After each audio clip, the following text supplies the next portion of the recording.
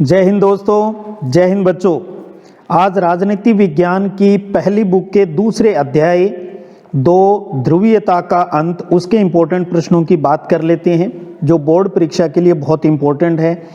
और इसके अंदर हम ऑब्जेक्टिव, वन लाइनर क्वेश्चन और बड़े क्वेश्चनों के ऊपर बात करेंगे। वो बड़े क्वेश्चन जो छोटे क्वेश्चनों के रूप में भी आ सकते हैं। इस चैप्टर में आप इन प्रश्नों को अच्छे से तैयार कीजिए। चलिए स्टार्ट करते हैं और आप भी प्रश्नों का जवाब है वो साथ में देने की कोशिश कीजिएगा। आज का अपना पहला प्रश्न है, सोवियत संघ कितने गणराज्यों से मिलकर बना था? ऑप्शन आपके सामने है 10, 12, 15, 18। सोवियत संघ कितने गणराज्यों से मिलकर बना था? बताइएगा सही आंसर क्या होगा। बिल्कुल सही, 15। सोवियत संघ कितने गणराज्यों से मिलकर बना था? 15। यानी सोवियत संघ का जब विघटन हुआ तो ये 15 देशों के अंदर गणराज्यों में है वो टूट गया था। दूसरा प्रश्न देखिएगा, सोवियत संघ का विघटन है वो कब हुआ? टाइम आपसे एक चीज ध्यान रख लेना, आप इन्हें एबेसेडे या ऑब्जेक्टिव के हिसाब से नहीं, आप इनको वन लाइनर क्वेश्चन के हिसाब से याद रखें।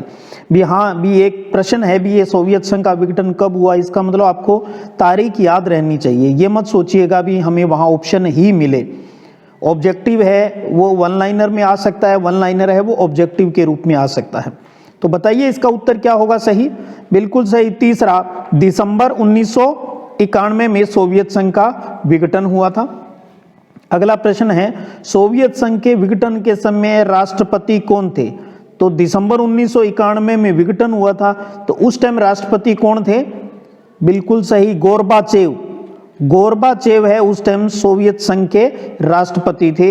और ध्यान रखिएगा ये अंतिम सोवियत संघ के अंतिम राष्ट्रपति थे भी। उसके बाद चुनाव होने स्टार्ट हो गए थे वहां। सोवियत संघ के अंतिम राष्ट्रपति, ये अगला प्रश्न यही आ गया, अंतिम राष्ट्रपति कौन थे? तो कौन थे? गोर्बाचेव। तो दो प्रश्न आप गौर करें। तीसरा प्रश्न अभी हमने पढ़ा, सोवियत संघ के विघटन के समय राष्ट्रपति कौन थे? गोर्बाचेव। और सोवियत संघ के अंतिम राष्ट्रपति कौन थे? गोर्बाचेव ही थे। अगला प्रश्न देखिएगा, गोर्बाचेव सोवियत संघ के राष्ट्रपति किस वर्ष बने थे? के अंतिम थे, इसका मतलब 1991 तक रहे, लेकिन बात यह है वो राष्ट्रपति बने कब थे? इस बात का हमें जवाब देना है इन ऑप्शन में से। तो उत्तर क्या होगा? 1985। बिल्कुल सही, 1985। अगला प्रश्न देखिएगा, जून 1990 में अपनी स्वतंत्रता की घोषणा करने वाला पहला सोवियत गणराज्य कौन सा था, जिसने सबसे पहले अपनी आजादी की घोषणा की थी? तो देखिएगा इन चारों ऑप्शनों में से एस्टोनिया, लताविया या लिथुआनिया, इनमें से कौन सा हो सकता है? तीसरा, बिल्कुल सही, लिथुआनिया। लिथुआनिया इसका सही आंसर है, जिसने पहला ये सोवियत गणराज्य था जिसने अपनी स्वतंत्रता की घोषणा की। उसके बाद में अगला प्रश्न है, बाल्टिक गणराज्य, बाल्टिक सागर के पास थे वो बाल्टिक गणराज्य हैं। तो ध्यान रखिएगा कौन से हैं? एस्टोनिया, लताविया, लिथुआनिया, उपरोक्त सभी। तो ये तीनों ही बाल्टिक गणराज्य है वो कहलाते हैं। अगला प्रश्न है कि संयुक्त राष्ट्र संघ में सोवियत संघ की सीट है वो किस देश को मिली? जब संयुक्त राष्ट्र संघ बन गया उसकी जो सुरक्षा परिषद थी और उधर सोवियत संघ का विघटन हो गया तो इसकी जो सुरक्षा परिषद की सीट है वो किस देश को मिली इन चार में से? तो वो मिली रूस को। सोवियत संघ की सीट है वो किस देश को मिली थी? रूस को मिली। अगला प्रश्न देखिएगा, 9वां, गोर्बाचेव ने सोवियत संघ के राष्ट्रपति पद से इस्तीफा कब दिया था? गोर्बाचेव नाम अच्छे से दिमाग में सेट कर लीजिएगा। तो कौन सा है इसमें इस्तीफा कब दिया? 25 दिसंबर 1991 में। अगला प्रश्न है 10वां प्रश्न देखिए, सोवियत संघ के विघटन का आरोप किस नेता पर लगा है?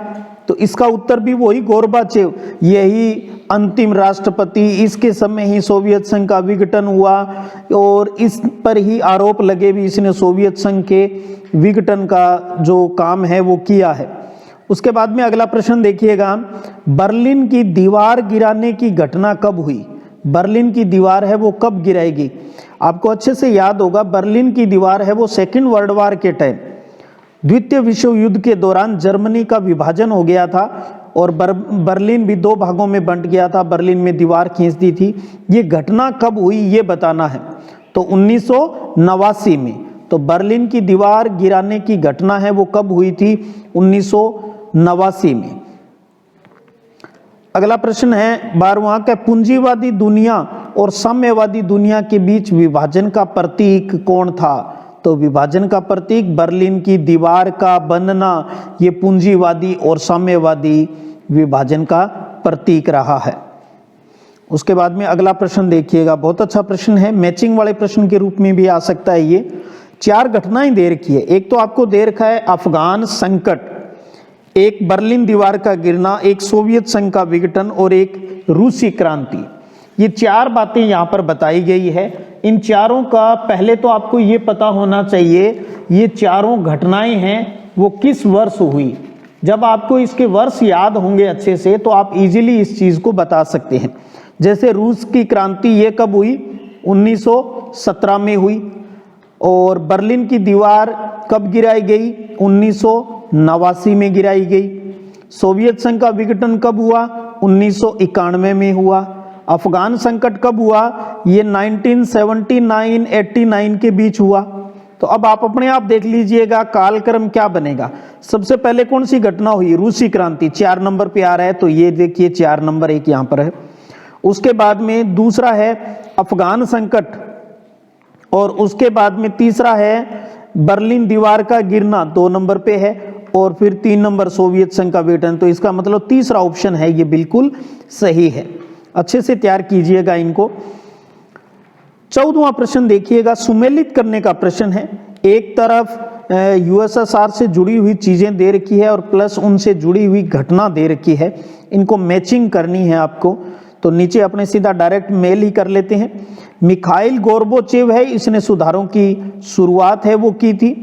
और जो शॉक थेरेपी है ये एक आर्थिक मॉडल है, रूस ने सोवियत संघ का उत्तराधिकारी रहा। वारिस येल्सिन है, ये रूस के राष्ट्रपति थे, निर्वाचित राष्ट्रपति थे ये रूस के, या यूं कहे रूस के प्रथम राष्ट्रपति भाई, क्योंकि उससे पहले तो यूएसएसआर नाम चलता था सोवियत संघ, तो ये रूस के राष्ट्रपति थे बोरिस येल्सिन। वार्सा है, ये एक सैन्य समझौता था। तो इस प्रकार से आप मैचिंग वाला ये ध्यान रखिएगा। उसके बाद में कुछ रिक्त स्थान हैं, आप इनको अच्छे से ध्यान में हैं वो दीजिएगा। सोवियत राजनीतिक प्रणाली रिक्त स्थान की विचारधारा पर आधारित थी, तो उत्तर है वो क्या आ जाएगा इसमें? समाजवादी विचारधारा पर। समाजवादी शब्द आपको यहां पर लिखना होगा, समाजवादी। अगला रिक्त स्थान है कि सोवियत संघ द्वारा बनाया गया सैन्य गठबंधन कौन सा था? वार्सा पैक्ट था, या वार्सा संधि जिसको कहते हैं, या वार्सा समझौता जिसको कहते हैं। तो सोवियत संघ द्वारा बनाया गया सैन्य गठबंधन था वार्सा पैक्ट, जो नाटो के विरोध में बनाया गया था। खालिस्तान पार्टी का सोवियत राजनीतिक व्यवस्था पर दबदबा था। तो ध्यान रखिएगा सोवियत व्यवस्था में कम्युनिस्ट यानी साम्यवादी पार्टी का, कम्युनिस्ट पार्टी का है वो दबदबा था। खालिस्तान ने वर्ष 1985 में सोवियत संघ में सुधारों की शुरुआत की। तो मिखाइल गोर्बाचेव, पूरा नाम गोर्बाचेव का मिखाइल गोर्बाचेव है, और अगर आप सिर्फ गोर्बाचेव भी लिखते हो तब भी सही है, कोई दिक्कत नहीं है। तो गोर्बाचेव ने 1985 में सोवियत संघ में सुधारों की शुरुआत की थी। अगला प्रश्न है कि खालिस्तान का गिरना शीत युद्ध के अंत का प्रतीक था। तो बर्लिन की दीवार का गिरना है वो शीत युद्ध के अंत का प्रतीक था। उसके बाद उसके साथ ही कोल्ड वार एरा है वो खत्म है, वो हो जाता है। उसके बाद अब वन लाइनर क्वेश्चन है, अच्छे से देखिएगा कि पूर्व सोवियत संघ से स्वतंत्र हुए राष्ट्रों ने किस संगठन का निर्माण किया था? जो सोवियत संघ के 15 देश थे, इनसे जो अलग हुए देश थे, उन्होंने एक संगठन बनाया जिसका नाम था स्वतंत्र राज्यों के राष्ट्रकुल, या स्वतंत्र राष्ट्रों के राष्ट्रकुल, CIS कहा जाता है शॉर्टकट इसे। स्वतंत्र राज्यों के राष्ट्रकुल का गठबंधन है, जो गठन है वो किया था। अगला प्रश्न है कि सोवियत राजनीतिक प्रणाली किस विचारधारा पर आधारित थी? तो साम्यवादी विचारधारा पर आधारित थी। उसके बाद अगला प्रश्न है 1917 की रूसी क्रांति है वो क्यों हुई थी? रूस की क्रांति ये पूंजीवादी व्यवस्था के विरोध में हुई थी। पूंजीवादी व्यवस्था से यहाँ के लोग काफी दुखी थे, इसके विरोध में ही 1917 के अंदर रूस की क्रांति है वो हुई थी। उसके बाद सोवियत राजनीतिक प्रणाली की धुरी किसे कहा जाता है? तो वो कम्युनिस्ट पार्टी है। सोवियत राजनीतिक प्रणाली की धुरी है, वो वहाँ की इकलौती जो पार्टी थी कम्युनिस्ट पार्टी, उसको कहा जाता है। शॉक थेरेपी मॉडल किसके द्वारा निर्देशित था? तो ये विश्व बैंक और अंतर्राष्ट्रीय मुद्रा कोष IMF इसके द्वारा निर्देशित था। तो शॉक थेरेपी मॉडल है वो विश्व बैंक और अंतर्राष्ट्रीय मुद्रा कोष द्वारा निर्देशित रहा है। चेकोस्लोवाकिया किन दो भागों में बंट गया था? चेकोस्लोवाकिया जो देश था उसका भी विभाजन हो गया था जब सोवियत संघ का 1991 में विभाजन हुआ, उसी टाइम इसका भी हो गया था। ये चेक और स्लोवाकिया दो भागों में दो नए देशों का निर्माण हो गया था, चेक और स्लोवाकिया। उसके बाद अगला प्रश्न देखिएगा, 22वां प्रश्न है कि तजाकिस्तान में हुआ गृह युद्ध कितने वर्षों तक चलता रहा? ये 10 वर्षों तक चला, ये ध्यान रखिए। और यह गृह युद्ध कब समाप्त हुआ? 2001 में हुआ। तो तजाकिस्तान में गृह युद्ध 10 वर्षों तक चला और यह गृह युद्ध कब समाप्त हुआ? 2001 के अंदर हुआ था। उसके बाद अगला प्रश्न है कि दूसरी दुनिया किसे कहा जाता है? पूर्वी यूरोप के समाजवादी गुट जो खेमा था उसके देशों को। तो समाजवादी गुट के देशों को दूसरी दुनिया कहा जाता है। और आपको अच्छे से पता है पहली दुनिया किसे कहा जाता है? संयुक्त राज्य अमेरिका को कहा जाता है। और तीसरी दुनिया किसे कहा जाता है? जो गुट निरपेक्ष आंदोलन लेकर आए थे। तो गुट निरपेक्ष आंदोलन से जुड़े हुए जो देश थे वो तीसरी दुनिया के, अमेरिका है वो पहली दुनिया, और सोवियत संघ जो रहा है समाजवादी गुटों का जो देश रहा है वो दूसरी दुनिया है, वो कहलाता है। चलिए ये तो हुए छोटे प्रश्न, अब कुछ बड़े प्रश्नों की बात कर लेते हैं। और हम इनको इस प्रकार से तैयार करते हैं भी अगर इनमें से छोटा प्रश्न आ जाए तब भी आपके नंबर नहीं कटें और बड़ा प्रश्न आ जाए तब भी। जैसे प्रश्न है आपके सामने कि गोर्बाचेव द्वारा सोवियत संघ में सुधार के 4 कारण बताइए। और ये प्रश्न अगर छोटा आया तो आपसे ऐसे पूछ लेगा भी 2 कारण बताइए। 1 नंबर का पूछा तो 1 कारण पूछ लेगा, 4 नंबर में पूछा तो 4 नंबर का, इस प्रकार से प्रश्न आ जाएगा। और एक और ध्यान रखिए, इस प्रश्न की भाषा बदल के आ सकती है। जैसे कि किन बातों के कारण गोर्बाचेव सोवियत संघ में सुधार के लिए बाध्य हुए? कि वो कारण क्या थे जिसकी वजह से उन्हें सुधार के लिए उनके ऊपर दबाव बना? तो प्रश्न की जो मूल ये प्रश्न लिखा है, चाहिए यहाँ जो उत्तर के अंदर मैंने एक लाइन लिखी है, ये दोनों ही बातें प्रश्न बनकर परीक्षा में आ सकती है। तो 4 कारण समझ लेते हैं। एक तो है सूचना प्रौद्योगिकी क्षेत्र में उन्नति करना, पश्चिमी देशों से संबंध सुधारना, धीमी अर्थव्यवस्था को गति देना और जनता की आकांक्षाओं को पूरा करना। इन 4 चीजों के दबाव के कारण ही गोर्बाचेव द्वारा सोवियत संघ में सुधार के लिए है वो दबाव है वो बना था। बहुत अच्छा प्रश्न है, एक भी प्रश्न यहाँ अनइम्पोर्टेंट नहीं है बोर्ड परीक्षा के लिहाज से। उसके बाद है सोवियत संघ के विघटन के 4 कारण बताइए। ध्यान रख लेना, सोवियत संघ के विघटन के कारण और परिणाम 100% 2022 की बोर्ड परीक्षा में यह प्रश्न आपको मिलेगा, अच्छे से तैयार कर लीजिएगा। अब बात करते हैं सबसे पहले सोवियत संघ के विघटन के कारणों की। तो सोवियत संघ की राजनीति, आर्थिक संस्थाएं, जो राजनीति और आर्थिक संस्थाएं हैं वो अपनी आंतरिक कमजोरी के कारण लोगों की आकांक्षाओं को पूरा नहीं कर सकी। एक तो ये कारण था, सोवियत संघ की राजनीतिक और आर्थिक जो संस्थाएं थी वो इंटरनली है वो बहुत कमजोर हो गई थी और लोगों की जो इच्छाएं थी, जो लोग चाहते थे उनको वो पूरा नहीं कर पा रही थी। दूसरा आता है कि सोवियत संघ की अर्थव्यवस्था कमजोर हो गई थी क्योंकि सोवियत संघ ने अपने संसाधनों को परमाणु हथियार और सैन्य साजो सामान पर लगाया था। इसके अलावा पूर्वी यूरोप के अपने अधीन देशों के विकास पर भी खर्च किया ताकि वे उसके नियंत्रण में बने रहे। इससे जो उपभोक्ता वस्तुएं हैं उनकी बहुत बड़ी कमी हो गई थी। तीसरी बात आती है कि पश्चिमी देशों के विकास के बारे में सोवियत संघ की जनता को जानकारी बढ़ गई, इससे जनता का पूंजीवाद के प्रति झुकाव बढ़ गया। और चौथा है कि कम्युनिस्ट पार्टी जनता के प्रति जवाबदेही नहीं रह गई थी और प्रशासनिक भ्रष्टाचार है वो भी बढ़ गया था। 5वां और है, कम से कम 4 तो आप याद जरूर रखिएगा। राष्ट्रीयता और संप्रभुता के भावों का उभर का सोवियत संघ के विघटन का अंतिम और सर्वाधिक तात्कालिक कारण सिद्ध हुआ। राष्ट्रीयता और संप्रभुता के भावों का उभरना, उभर लिखा है ना, उभरना, उभरना सोवियत संघ के विघटन का अंतिम और सर्वाधिक तात्कालिक कारण है, वो सिद्ध हुआ। तो आप अच्छे से इन प्रश्नों को इसको तैयार करना है। ये छोटा बड़ा हर प्रकार से ये प्रश्न है वो बोर्ड परीक्षा में आपसे पूछा जा सकता है। चलिए अब बात करते हैं परिणाम की। भी सोवियत संघ के विघटन हो गया, पहले तो हमने पढ़ा उसके कारण क्या है, अब हम पढ़ रहे हैं उसका रिजल्ट क्या निकला। और एक चीज और समझ लीजिएगा, ये प्रश्न इस प्रकार से भी पूछा जा सकता है जो उत्तर की लैंग्वेज है। सोवियत संघ की दूसरी दुनिया और पूर्वी यूरोप की समाजवादी व्यवस्था के पतन के परिणाम विश्व राजनीति के लिहाज से गंभीर रहे, इसकी व्याख्या कीजिए। अगर इस प्रकार से प्रश्न आता है तो उसका मतलब भी यही है भी आपसे सोवियत संघ के विघटन के परिणाम पूछे जा रहे हैं। तो पहला परिणाम ये रहा कि सोवियत संघ के विघटन से शीत युद्ध समाप्त हो गया। लो भाई, जो लड़ाई इतने टाइम से चली आ रही थी वो खत्म हो रही है, हथियारों की होड़ भी समाप्त हो गई और एक नई शांति की संभावना का जन्म हुआ। सोवियत संघ के विघटन से द्विध्रुवीयता का अंत हो गया। जो दो देश यूएसए और यूएसएसआर की बात थी उनका अंत हो गया।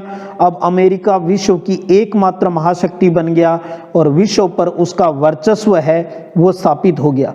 पूंजीवादी अर्थव्यवस्था अंतर्राष्ट्रीय स्तर पर प्रभावशाली अर्थव्यवस्था है वो बन गई। तीसरा है कि सोवियत संघ के विघटन से 15 नए देशों का जन्म हुआ और इन सभी देशों की स्वतंत्र पहचान और एक अपनी पसंद है। तो इस प्रकार से ये आपको सोवियत संघ के परिणाम है जो विघटन के रहे उसको अच्छे से तैयार करना है। अगला प्रश्न है कि शॉक थेरेपी का अर्थ बताते हुए उसके परिणाम बताइए। तो सिंपल, अगर एक ही नंबर की बात आ रही है तो शॉक थेरेपी का अर्थ है चोट पहुंचाकर उपचार करना, आघात पहुंचाकर उपचार करना। भी पहले अगले के ठोक दिया और बाद में उसकी लिपापोती करना, वो शॉक थेरेपी कहलाता है। यह पूर्व सोवियत संघ के देशों में पूंजीवाद की ओर संक्रमण का एक खास मॉडल था। तो कुल मिलाकर ये है ना, साम्यवादी जो अर्थव्यवस्था थी उसको पूंजीवाद में ट्रांसफर करना था। उसमें निजी स्वामित्व, मुक्त व्यापार, वित्तीय खुलापन और मुद्राओं की आपसी परिवर्तनशीलता पर बल है वो दिया गया था। अब बात करें इसके परिणाम की, तो साम्यवाद से पूंजीवाद की तरफ संक्रमण का शॉक थेरेपी से सबसे अच्छा तरीका नहीं कहा जा सकता। एक तो ये भी ध्यान रखिए, ऐसे भी प्रश्न पूछा जा सकता है। प्रश्न ये पूछा जा सकता है आपसे भी आपकी राय में भी जो शॉक थेरेपी जो साम्यवाद है, भी साम्यवाद से पूंजीवाद की जो संक्रमण का क्या ये बेहतर तरीका हो सकता है? तो ध्यान रखिए ये बेहतर तरीका नहीं था। आराम से जो काम होना था वो बहुत जल्दी से शॉक थेरेपी के माध्यम से किया गया था। तो ये जरूर ध्यान रखिएगा, ये संक्रमण का सही तरीका नहीं था। इसके निम्न परिणाम रहे। शॉक थेरेपी से सोवियत संघ के पूरे क्षेत्र की अर्थव्यवस्था तहस नहस हो गई। लगभग 90% उद्योगों को निजी हाथों या कंपनियों को बेच दिया गया। इसे इतिहास की सबसे बड़ी गराज सेल कहा जाता है। तो छोटा प्रश्न में निकलता है यहाँ, इतिहास की सबसे बड़ी गराज सेल किसे कहा जाता है? तो सोवियत संघ के 90% उद्योगों को प्राइवेट हाथों में बेच दिया, औने पौने दामों पर, बहुत ही सस्ते, क्योंकि महत्वपूर्ण उद्योगों की कीमत कम से कम करके आंकी गई थी और बहुत सस्ते दामों में बेच दिया। इसे इतिहास की सबसे बड़ी गराज सेल है वो कहा जाता है। रूसी जो मुद्रा थी, रूस की रूबल, उसमें भी भारी गिरावट का सामना करना पड़ा। इससे मुद्रास्फीति इतनी ज़्यादा बढ़ गई कि लोगों की जमा पूंजी है वो समाप्त हो गई थी। सामूहिक खेती की प्रणाली भी समाप्त हो चुकी थी और अब लोगों की खाद्यान्न सुरक्षा व्यवस्था भी समाप्त हो गई। रूस को खाद्यान्न का आयात करना पड़ा। समाज कल्याण की जो पुरानी व्यवस्था थी वो नष्ट कर दी। सरकारी छूट के खात्मे के कारण ज़्यादातर लोग हैं वो गरीब हो गए। रूस और अन्य राज्यों में अमीर और गरीब लोगों के बीच का विभाजन है वो बढ़ता ही गया। लोकतांत्रिक संस्थाओं का निर्माण प्राथमिकता के साथ नहीं हो सका और संवैधानिक जल्दबाजी में तैयार किए गए और राष्ट्रपति को कार्यपालिका का प्रमुख बनाया गया और इसे अधिक शक्तियां प्रदान की गई। इससे संसद है वो कमजोर संस्था है वो बनकर रह गई। उसके बाद अगला प्रश्न है कि सोवियत अर्थव्यवस्था को किसी पूंजीवादी देश जैसे संयुक्त राज्य अमेरिका की अर्थव्यवस्था से अलग करने वाली 3 विशेषताओं को बताइए। तो डिफरेंस बताना है आपको सोवियत अर्थव्यवस्था और पूंजीवादी अर्थव्यवस्था में। तो सोवियत अर्थव्यवस्था योजनाबद्ध और राज्य के नियंत्रण में थी, जबकि पूंजीवादी देशों में मुक्त व्यापार नीति है। एक चीज और जो आप यहाँ ध्यान दे लीजिएगा, सिर्फ इतना भी पूछा जा सकता है भी सोवियत अर्थव्यवस्था की 2 विशेषताएं बताओ, 3 विशेषताएं बताओ, तो सिर्फ उसमें आपको सिर्फ फिर सोवियत वाली लिखनी है। तुलनात्मक आ जाए तो इस प्रकार से लिख सकते हो। सोवियत अर्थव्यवस्था समाजवादी अर्थव्यवस्था पर आधारित थी, जबकि पूंजीवादी देशों ने उदारवादी और पूंजीवादी अर्थव्यवस्था को अपनाया। सोवियत अर्थव्यवस्था में उत्पादन और वितरण के साधनों पर सरकार का नियंत्रण था, जबकि पूंजीवादी देशों में निजीकरण को अपनाया गया। उसके बाद है कि सोवियत प्रणाली से आप क्या समझते हैं, समझाइए। तो अब तक इससे जुड़े हुए जो बातें हैं सोवियत प्रणाली की, वो सारी इसमें लिखनी है, सीधी सी बात है। सोवियत जो समाजवादी सोवियत गणराज्य है वो 1917 की समाजवादी क्रांति के बाद अस्तित्व में आया। उसने समाजवाद के आदर्शों और समतापूर्वक समाज की जरूरतों को पूरा करने के लिए निजी संपत्ति की संस्था को समाप्त करने और समाज को समानता के सिद्धांत पर रचने की जो कोशिश की, उसे ही सोवियत प्रणाली है वो कहा जाता है। अब इसमें लिखना है इसकी विशेषताएं, जो हम पहले ऊपर आ चुकी हैं वही बातें, कि सोवियत राजनीतिक प्रणाली की धुरी कम्युनिस्ट पार्टी थी, इसमें किसी अन्य राजनीतिक दल या विपक्ष के लिए जगह नहीं थी। सोवियत आर्थिक प्रणाली योजनाबद्ध और राज्य के नियंत्रण में थी। सोवियत संघ की संचार प्रणाली बहुत उन्नत थी। सोवियत संघ का घरेलू उपभोक्ता उद्योग भी उन्नत था। सोवियत प्रणाली में बेरोजगारी है वो नहीं थी। ये बातें लिखनी है। और आज का अंतिम प्रश्न है कि शीत युद्ध के दौरान भारत और सोवियत संघ के बीच आर्थिक और राजनीतिक संबंधों की बात करनी है। तो सबसे पहले आर्थिक संबंध की बात कर लें। इस प्रकार के से आप हेडिंग बना सकते हो कि सोवियत संघ ने भिलाई, बोकारो, विशाखापट्टनम के इस्पात कारखानों और भारत हेवी इलेक्ट्रिकल्स जैसे मशीनरी संयंत्रों के लिए आर्थिक और तकनीकी सहायता दी। तो भिलाई, बोकारो, विशाखापट्टनम के अपने जो आयरन प्लांट थे उनकी स्थापना में सोवियत संघ ने, रूस ने हमारी बहुत मदद की थी। और भारत में जब विदेशी मुद्रा की कमी थी तब सोवियत संघ ने रुपए को माध्यम मानकर भारत के साथ व्यापार किया था। तो ये 2 प्रमुख आर्थिक संबंध आप लिख सकते हो ऐसे प्रश्न में। अब बात करें राजनीतिक संबंध की, तो सोवियत संघ ने कश्मीर मामले पर यूएनओ में भारत को समर्थन दिया है और 1971 में पाकिस्तान के साथ जो हमारी लड़ाई हुई थी सोवियत संघ ने उसमें भी हमारी मदद है वो की थी। तो इस प्रकार से आप इस अध्याय 2 द्विध्रुवीयता के अंत को अगर आप तैयार करते हो तो सबसे पहले आप इन 30 प्रश्नों को अच्छे से तैयार कर लीजिएगा। बोर्ड परीक्षा में 100% इन्हीं प्रश्नों में से आपको प्रश्न है वो मिल जाएंगे। उम्मीद कर रहा हूँ आप सब बच्चे लाभान्वित हो रहे होंगे। आप अपना कमेंट जरूर कीजिएगा जो मेरे लिए मोटिवेशन का काम करेगा। चलिएगा फिर मिलेंगे, तब तक जय हिंद, जय भारत।